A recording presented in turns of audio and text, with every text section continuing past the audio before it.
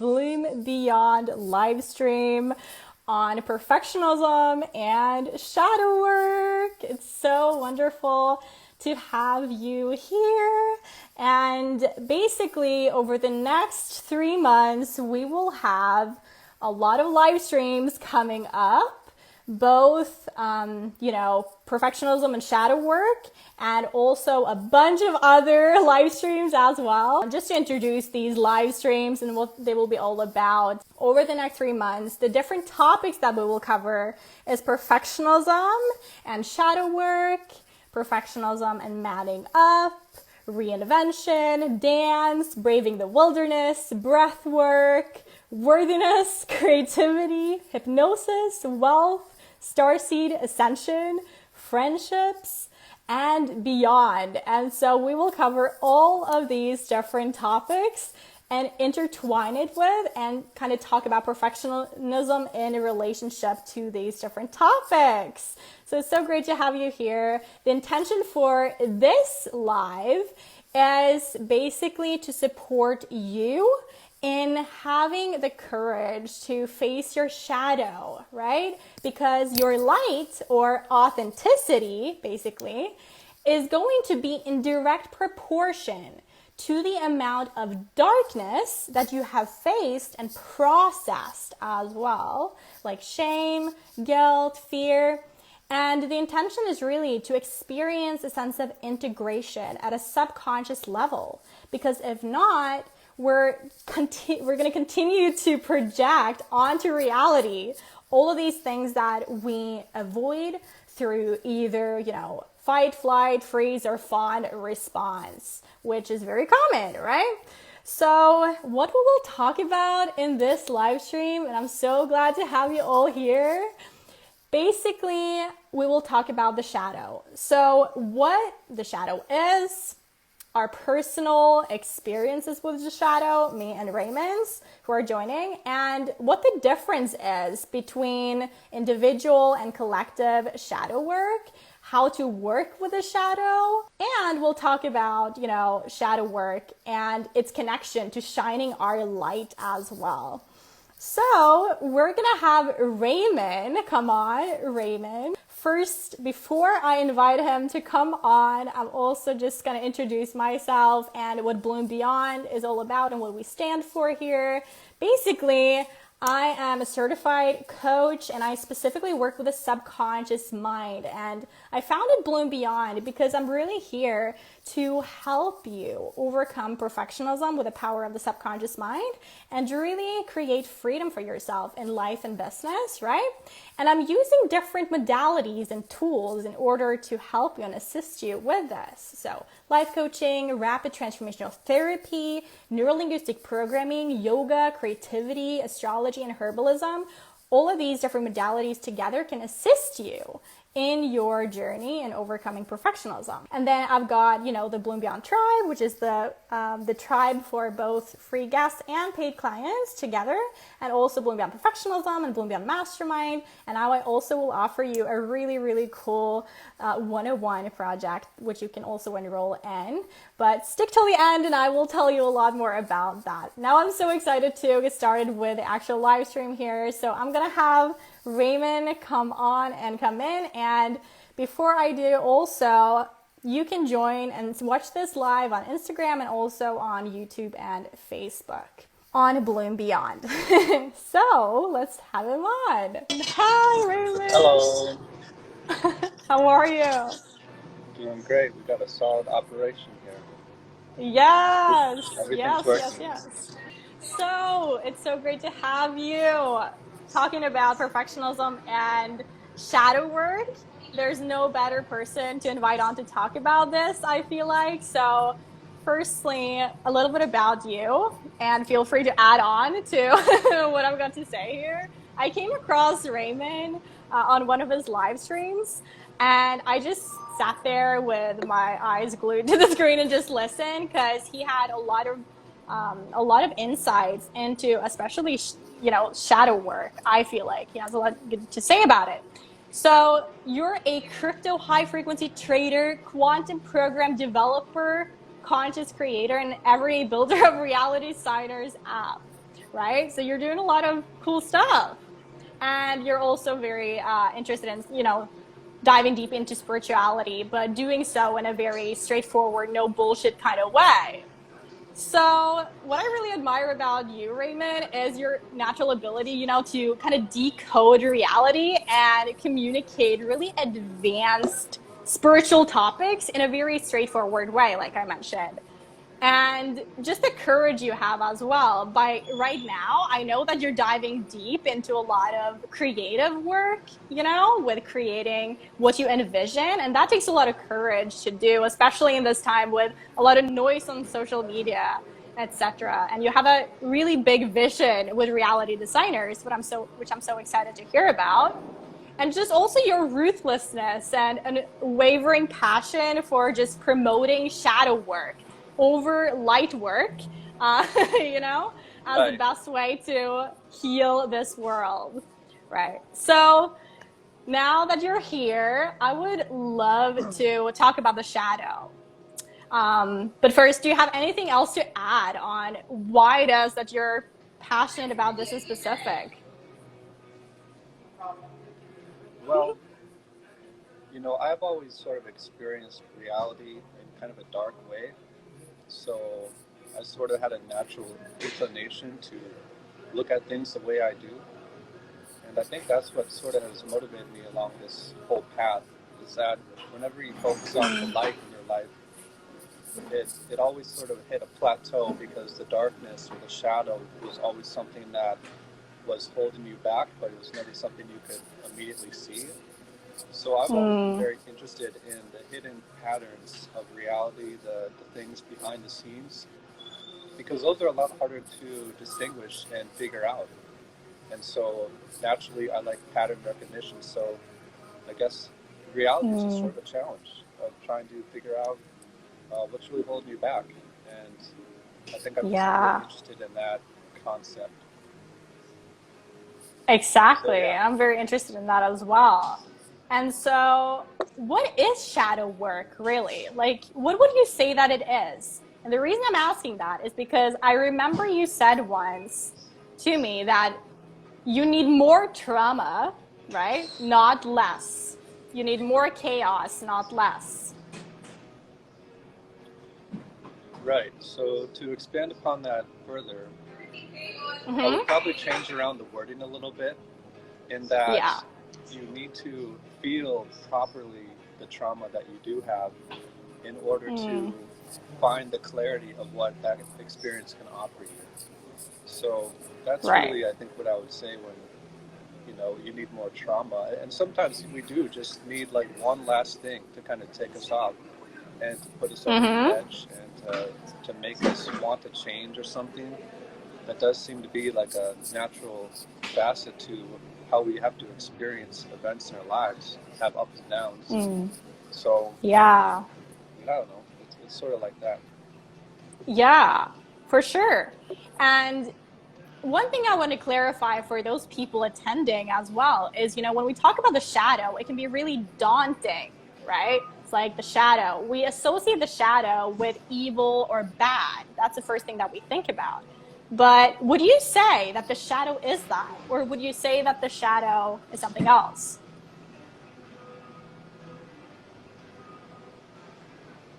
Well, we could go really deep into that little bubble, and we'll probably get really abstract and religious probably really quickly, but I don't think that it is very useful to perceive of your shadow or even your light side as good or bad, because what really is good and bad, that's kind of subjective, and it's a perspective that you hold towards an event that you're unaware of how it plays out in future time. So it's not really something I would even say is bad, our shadow. It's just like an unconscious nature. It's like the unexplored terrain of our psyche. And so it's something you can unlock. It's something that you can explore and travel through and then pick around and find the rewards that it offers to you now. It's sort of like that. Yeah. Yeah, you can travel through it. You can travel through that landscape of your inner world, so to speak. And it helps to also look on the outside around you, whether you project your shadow onto the world around you through seeing what is around you as experiences, people, events, right? And, so what is the shadow? The psychological definition, and the first person that I ever heard, talk about the shadow, or where it really stems from, is Carl Jung, right? But he basically Right. thought about the shadow as like this unconscious or disowned side of our personality. It is born in your childhood, right? As a byproduct of certain interactions with your immediate environment and caretakers, or lack thereof, right? And I also think that it kind of has to do with like suppression and repression of the things that you don't want to necessarily deal with because they're not seemingly perfect, right? But the spiritual perspective, though, can be a little different than that. Because does it really have to do with personality, or can it go deeper than the personality? The shadow work, it's been known for thousands of years, but it's only now recently, I feel like, where people are coming to realize, oh, maybe it's more than a personality. So from a spiritual perspective, shadow work is any part of you that you can see, acknowledge, or accept that you don't kind of integrate, right? It's like you're just observing it, but you're not integrating it into wholeness, or you're dissociating from it and not wanting to deal with it because it's unsexy, right? Right. And so it's not just your personality, it's multifaceted. And the shadow can exist outside your mind. In fact, it can exist in your body. It can exist in your, not only that, but your energetic field and electromagnetic field at a quantum level. And it can block different layers of what you might call chakra system, or basically the energetic centers in our body, but not just the body, but the energetic field, right?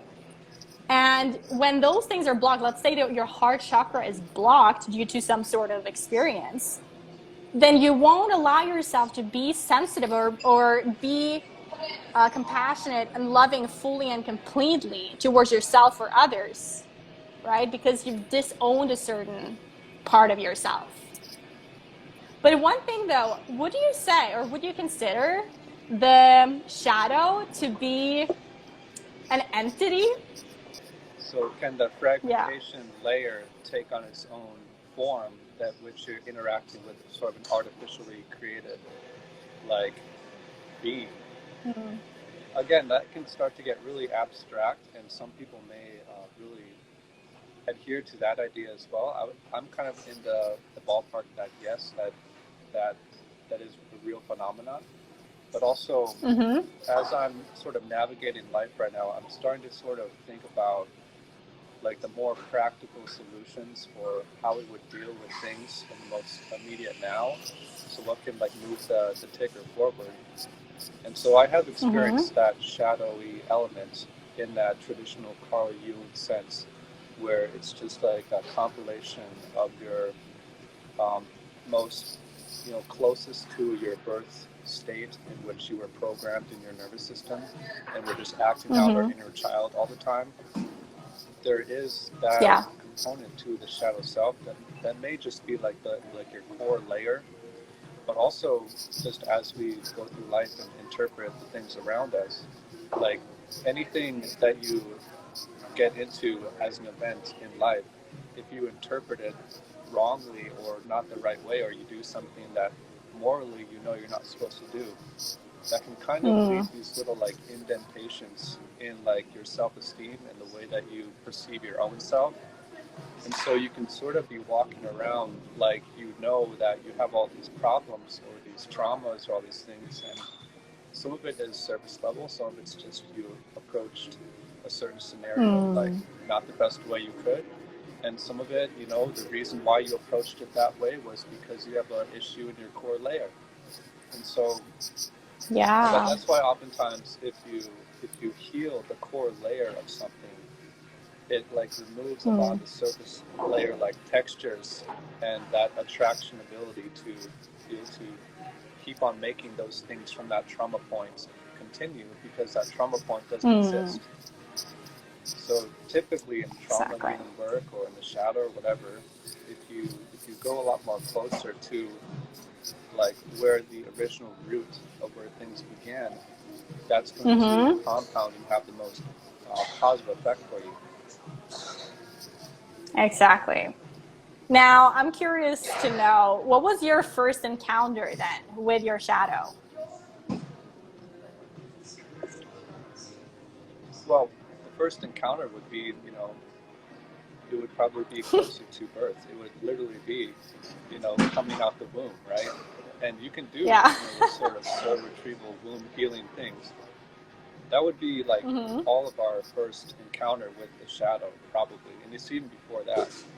But you're probably asking consciously, when did I recognize that this shadowy element to our nature was the thing that was holding me back? Yeah, exactly.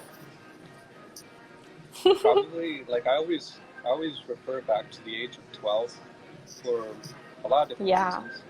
I basically had like a spontaneous like combustion of an awakening experience where I basically popped into a new form and didn't know how to comprehend anything in reality, because what I was experiencing was so different than sort of the religious structures around me that were trying to mold me into a specific form that never made sense. So my shadow, I sort of started to activate into it when I seen the shadow in others. And I think that's where it begins with a lot of us. We have to experience the world, we have to experience something that doesn't make sense to us for us to recognize that, like, actually that thing that happened is pretty dark, and love or like the world's not love and light all the time. It's like it actually can be sort of kind of crazy. So how do you explain that? Right? That is so good what you said there about you basically recognizing the shadow through interacting with others and seeing other shadow.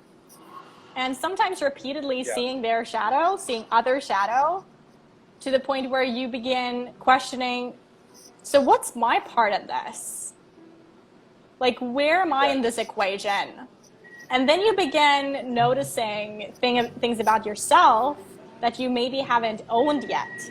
That's where the disowned part of yourself comes in. You're disowning something. So, what has trauma looked like for you then? And how have you processed it to the point where you are right now? Well, to go into that, you'd have to unveil like the several stages of my life in just a linear order, actually, to understand that. But I mean, trauma is something that you interact with every day, whether you recognize it or not. Like, it's the littlest things that are animating your personality, animating like your energetic form as to how you're interacting with life and people, and a lot of it has to do with relationships. So we have relationships to ourselves, relationships to substances, relationships to places, or even behavioral systems within our own self. So I guess trauma has looked like for me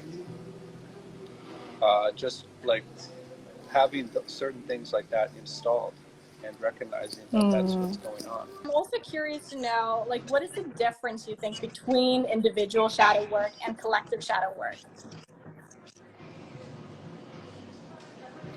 Well, collective shadow work would be, firstly recognizing like what is going on in the world and recognizing the darkness of that.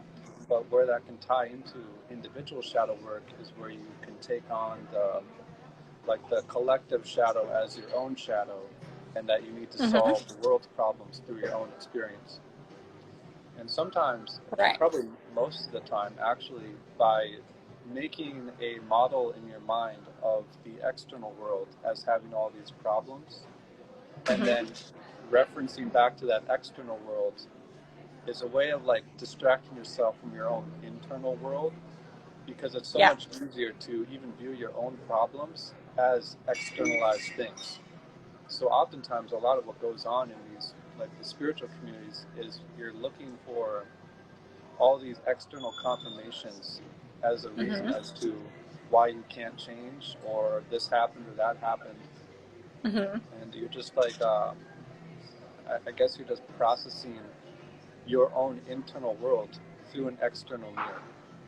And so you get caught up sometimes in like what is actually your pain, what is actually your trauma that you need to work on, because there's all this extra data out there that you need to figure out. Exactly. The world's gonna do whatever it's gonna do, and mostly it doesn't really need our comments at all, or even our involvement, right? Yeah.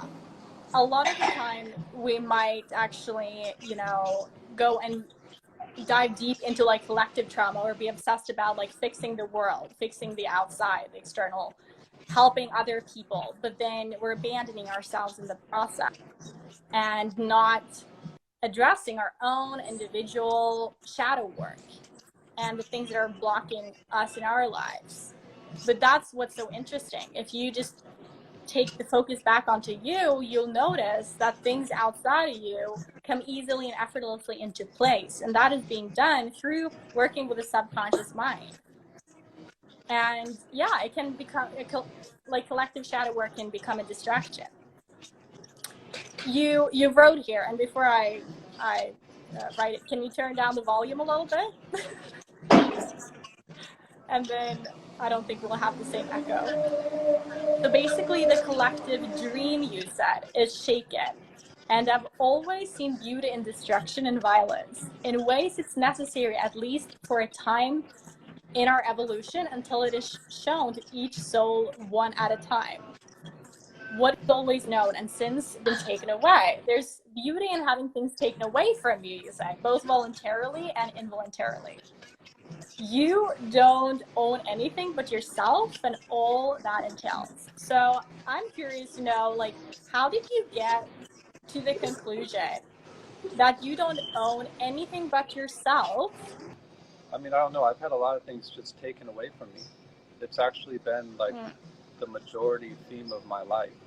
So just that gives you an interesting look into how things come and go into your world, because things aren't going to always stay in the exact state that they are when they come into your life, and they're certainly not going to remain that way when they leave. There's this dynamic changing to everything in our lives, whether it be the cyclical nature of just the patterns in the world. I mean, nothing is ever at a solid state. Things come and go. So I guess you just have to learn to deal with that. Yeah. It's kind of a lesson in non-attachment, right? It's like you get to learn to stay non-attached to the outcome of things and non-attached to all the different things and components and people in your reality, knowing that everything's for a reason, a season, or a lifetime, and you won't necessarily know straight up. Like, how will you ever know? You know? How might a person kind of identify a shadow in themselves, you think, or in their reality? And how do you think that we can create an empowering relationship with our shadow when we're growing? So how you would identify it is, well, first you can just look at the state of your life and what is going right, what is going wrong, and that can usually give you a pretty good indication as to where your shadow may lie. But that doesn't necessarily mean that whatever is not going right in your life is a direct cause of your shadow either. Oftentimes, like your hopes and your dreams and the things that you want to have happen but just aren't happening, like all that kind of clutter in your mind of the should have, would have, all of that is where the theme of your like experience is going to lie, and likely so the collective shadow, or the collective individual shadow, is a lot of guilt, shame, and learning how to process all of that. Mm-hmm. How you would begin to look at that is really just see the areas in your life which you are not going right, and ask yourself, why isn't this going right? And usually you'll just be told the answer by yourself anyway. It's just whether or not you can recognize that or not. And that's the whole journey, actually, is recognizing that you're the one telling yourself everything. Yeah, but right? are The you? internal Like, self-dialogue. it's an entity, right? The shadow can become an entity or be an entity. I would say that maybe a disempowering relationship with your shadow would be when you are in fight, flight, freeze, or fawn response, and you have that relationship to the shadow, and then you ignore it. You just ignore it by overly emphasizing the importance also maybe of just pretending, or of putting on a mask, or armoring up through, for instance, perfectionism, which is a coping mechanism though. Every time that I act from, my shadow, it actually gets bigger. It gets bigger because more energy gets sucked into it. An empowering relationship, able to spot it, right? And how do you spot it? I've actually narrowed it down to 4 things, and I would love your perspective on these 4. But firstly, I would say projections. So you can spot your shadow through projections. You can pay attention to the way that you outwardly project yourself in the outside world. And you can even see in your reality if there's anyone projecting onto you, because that can be a mirror. And it can reveal your shadow too. And, whatever I dislike about someone else, I dislike about or have disowned about myself oftentimes. And I know this from my personal experience as well. Another one is emotional triggers. So you can pay attention to like what triggers you, or what triggers emotion in you rather. Because if there's an emotional endpoint of a trigger, then that means that there is something deeper there underneath, right? It's not about removing the triggers, right? It's really just a gift. Triggers are gifts that can guide you if you allow them and don't take the triggers too personally. And they can be more so like portals into dimensions where you can explore more about yourself and about your experience and what you value and what you don't value and where it might have come from. And then patterns as well. So like recognizing repeating patterns in your life. Like you can recognize if you keep on pushing, proving, and pleasing. You can recognize if you, for instance, lose yourself totally in relationships, if you shut down in relationships, if you lean anxiously into relationships, if you're trying to fix certain things about yourself in relationships. Not just relationships, but relationships is everything. Relationship to the world, relationship to business and projects and creativity and other people. The patterns is a big thing. And then lastly, like introspection. And I think that this is something that you'll resonate with a lot too. It's like introspection is so undervalued. Like sitting in your own space, and a lot of things will come up for you if you dare to do that. That takes courage in today's world with a lot of noise. So asking yourself, like, what parts of myself do I dislike? What parts of myself do I judge? What parts of myself do I fear? And I think that it's important to notice here too the word parts, because that to me, when someone says there's a part of me wanting one thing and a part of me wanting another thing, that says to me that there is disintegration and a fragmentation where the shadow has not been integrated. So based on these projections, emotional triggers, patterns, and introspection, which are all ways to spot the shadow, have you recognized these as great tools for yourself in exploring your shadow? Yes, those would be the 4 main components to, I suppose, recognizing and activating and learning from your shadow. I would probably identify more with using introspection as my main tool, But Yeah. obviously, introspection is something that you're introspecting on, or you're reflecting on a past trigger moment, or a time in which you projected, or you got caught up in a certain scenario or something. So Mm-hmm. I think there's also an order to this as well that is like natural. Sometimes you need to project into, from your own shadow in order to Mm-hmm. reflect back a trigger that you then get as a returned response. And then later on down the road, apply some introspection to that moment. It's not Mm. something that's going to happen instantaneously. Um, there's this natural cause of life, I think, that we're just going to have to go through, in which life kind of pulls things out of you at certain times, and it's sort of mystical and weird, but Yeah. it's just sort of how it is. And you did, yeah, absolutely. And you did mention in one of your posts, which kind of ties into what you're saying here, that there's a natural evolution to things, kind of, and a natural evolution to integrating the shadow side of us. And you say here, through the pursuit of freedom, you will search everywhere. You will look to mentors, books, other forms of guidance, and these can also be supportive.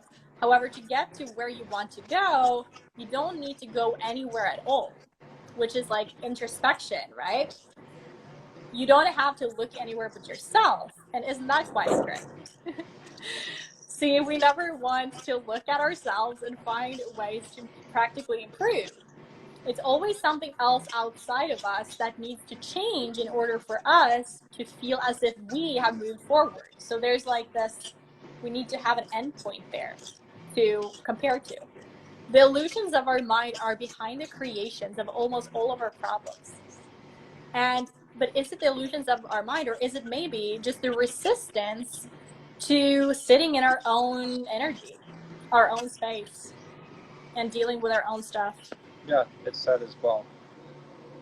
A lot Yeah. of it we just interpret scenarios in not the most optimal forms. And so then the response that we get from that is a cluttered object that we then try to deconstruct and make sense of. Mm-hmm. And if you're not acting out in the proper way that is best for you, you're always going to be interfacing with the world from a type of artificial identity that has been created from your entities that you're entertaining, which could be your traumas, which can be the whole collection of all the unhealed parts of you. So that's, I think, Mm-hmm. what fuels as well perfectionism or any of these traits or characteristics in which we would Yeah. not be like interacting with our own self in the best way is always a misrepresentation of different versions of ourselves and trying to fit all of that into our current self now. Mm. Yeah. And that's where the timeline comes in, or the timelines rather. Because when we're working with a subconscious mind, we actually think of time as nonlinear, not as past, present, future, but as past, present, future, right? And that we can tap into a timeline and we can go back and regress back to a certain time where it was an event, a circumstance, where it was with a person, and we had that sense of altered state where we just like, what's happening here? And that was a trauma. And then we created a story around that, or it had an emotional reaction to it that got stored in the energetic body and maybe in the body as well.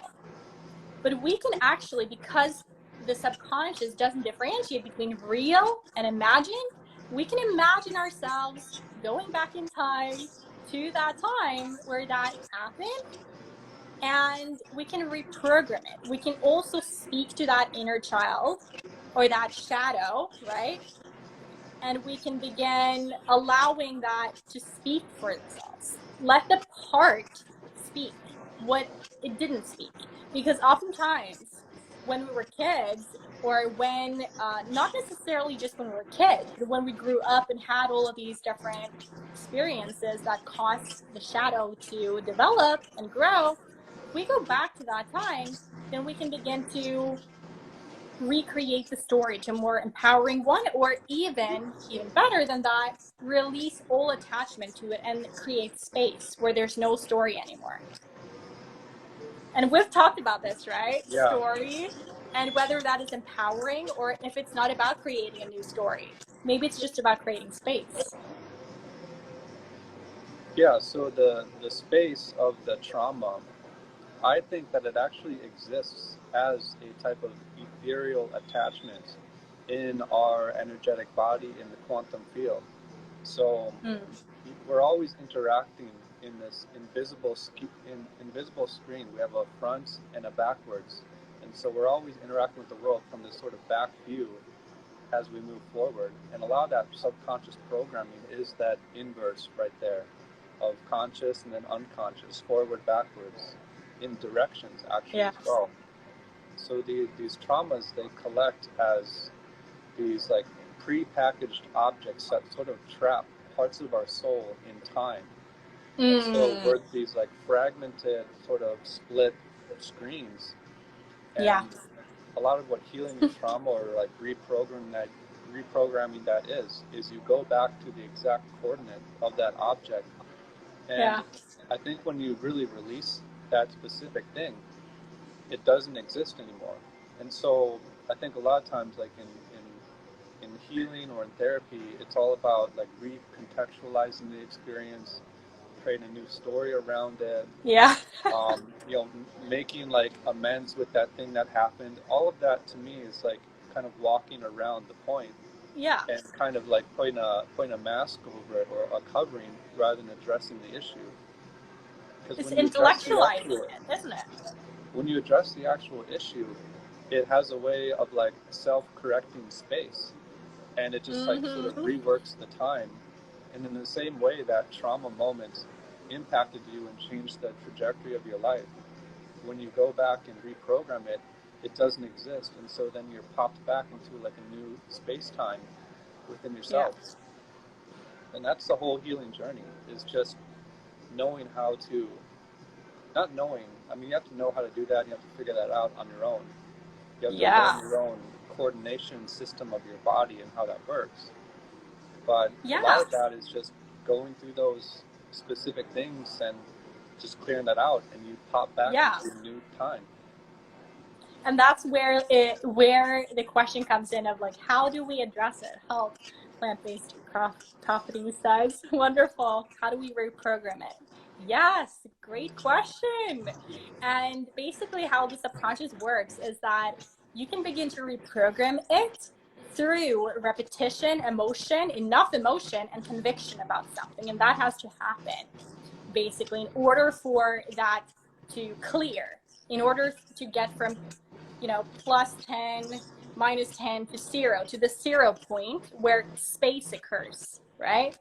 And how does that work? Well, we could definitely dig into that, but there are several modalities to work with, right? So I use rapid transformational therapy, which integrates hypnosis, which takes you in to that state, which is theta and alpha brainwave state.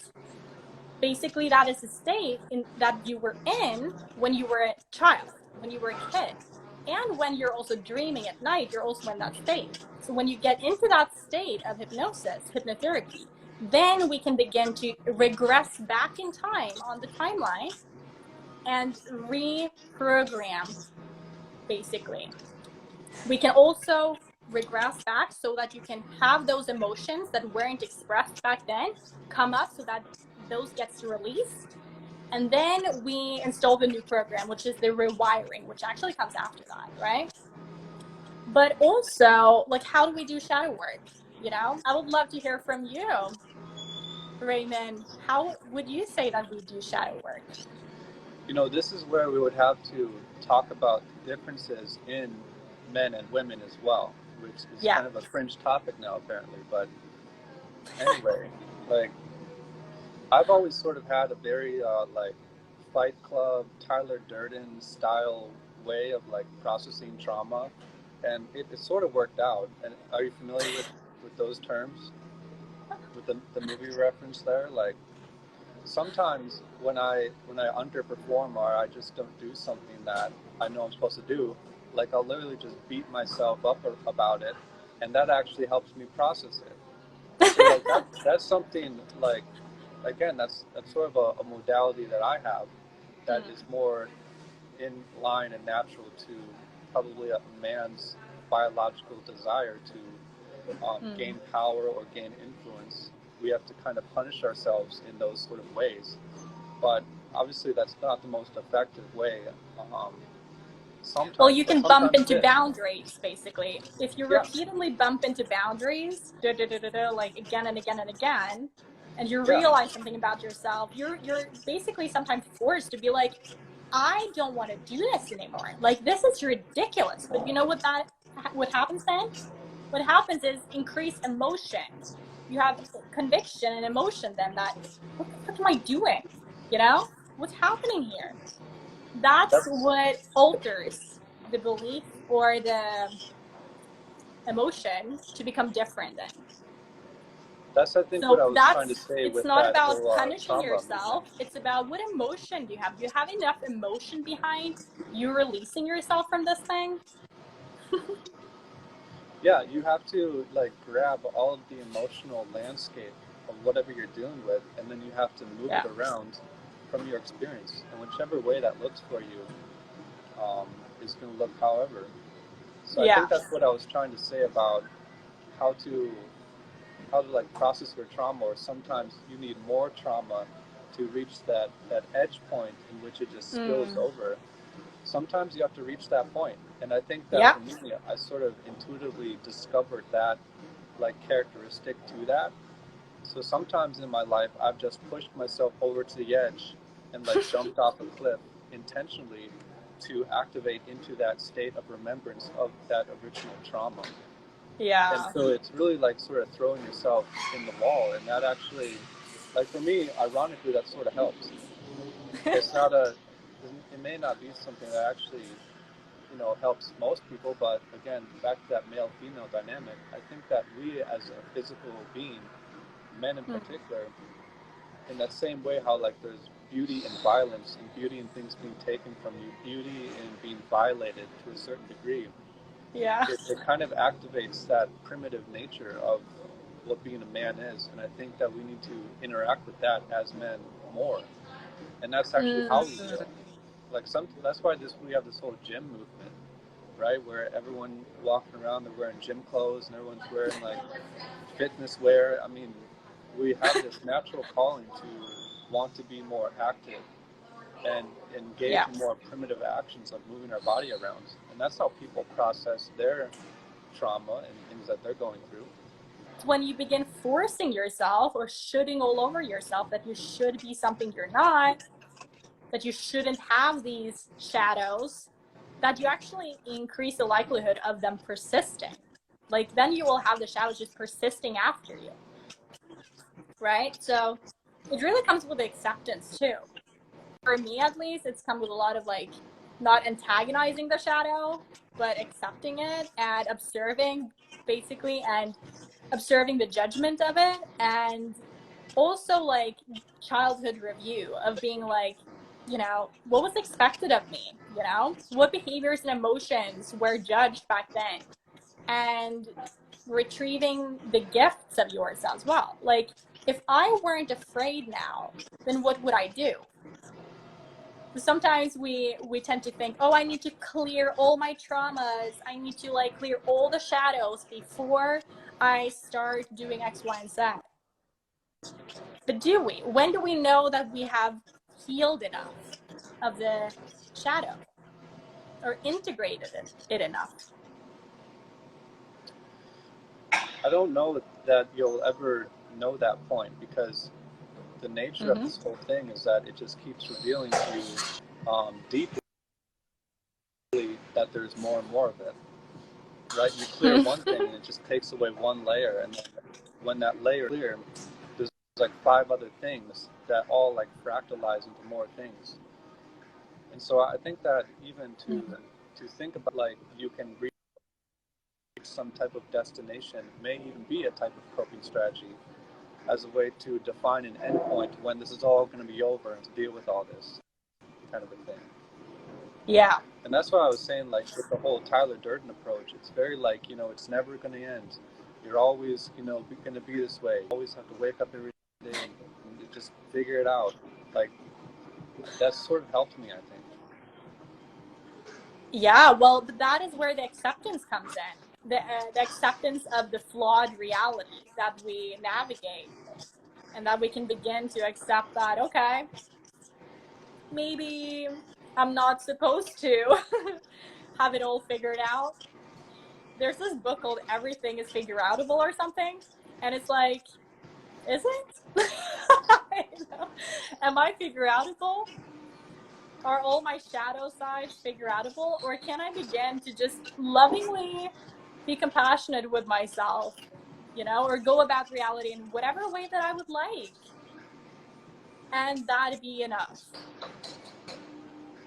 Because again, that you and blooming beyond perfectionism here really is about accepting that and being able to allow yourself to be flawed as you interact with reality as well, and recognize that you learn more about yourself in that process. And I think that's the most beautiful thing, right? Yeah. Sometimes Yeah. you can just say, like, that you've done enough, and that might actually be the point at which that becomes true. Yeah. But just don't use that Exactly. as a coping mechanism not to go deeper, right? Yeah. I think you'll And recognize throughout your life when you've done enough of the right things.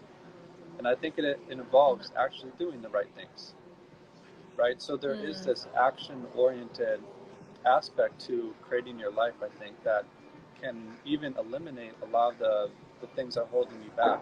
Sometimes you just have to take action in the direction of your dream. And that can like yeah. collapse like 2 or 3 patterns just because you spent all your time trying to work through your trauma. But if you just take the action, it sort of eliminates the story that's no longer real. So massive action Yeah. sometimes as well is a good way to just kind of take a rapid speed approach towards moving through trauma, because you're getting new data and reference points for how to perceive things Yeah. forward. Yeah, you're getting new reference points, and you're able to more and more kind of navigate the spectrum of all the different things and see things more as like a network. Begin to see cause and effect between different things, but also realize that cause and effect sometimes is really flawed as well. That reality and creating our reality, creating a life of freedom, creating a business of freedom is very nonlinear. It is not so much about doing it, about, having to do certain things to face the shadow. It's more so being with yourself as you are and as you are evolving and growing. And you can basically come into the Bloom Beyond tribe to do so. You get like a free monthly cohort to be in there. So you can go to the link in bio to apply to join. And then from there, you also have the opportunity to join the yearly programs, Bloom Beyond Perfectionism or Bloom Beyond Mastermind, and or both, basically. Because in those, we actually go deep. Because as a coach, I don't teach and I don't believe in this quick fix mentality at all. I know that things can change for people over a span of a year or 10 years or longer than that. But if you force someone to try to like deal with their shadow in like 3 months, I think that you'll get a little disappointed sometimes with yourself, right? So I'm there to support you in those programs to ask yourself those powerful questions that you don't want to address yourself or don't know how to express yourself, because you have blind spots, because that's what the shadow is. I'm better able to see the shadow out from the outside of you than you are yourself. So anyways, you're more than welcome to do that. But also, I am now offering 101 coaching for 3 hours, a 3-hour deep dive into your inner world, so to speak. So you can also check that out in the bio, and that is a limited time offer as well. It's something I really want to give those who are interested in going deep within themselves and come out really transformed from it through utilizing these different tools that I'm using. Rapid transformation therapy, life coaching, creativity, right? Yoga, meditation, all sorts of things, and NLP as well. So check that out in the bio. It's been so great to have you on, Raymond. Thank you so much for your time here as well. Where can people find you and your contribution and creativity? Yeah, thanks for having me on. This has been a wonderful conversation of perfectionism and shadow, and where does it all come from, and how does it fit into the overarching picture here of what we call reality. Sort of strange. Mm-hmm. You can find me on Instagram. That's probably where I'm most active. Here, my Yeah. Raymond Dreamer. I'm simultaneously connected to the dream at all times. That's what that's all about. Yeah. So you can find me on at Raymond Dreamer and also realityscience.app. That's also a website Yes. that is under construction. So that's where you find me. Real simple. You'll be hearing a lot more from me later on. Yes. Thank you so much, everyone. Have a wonderful rest of your day or start to your day wherever you're at. Thank you.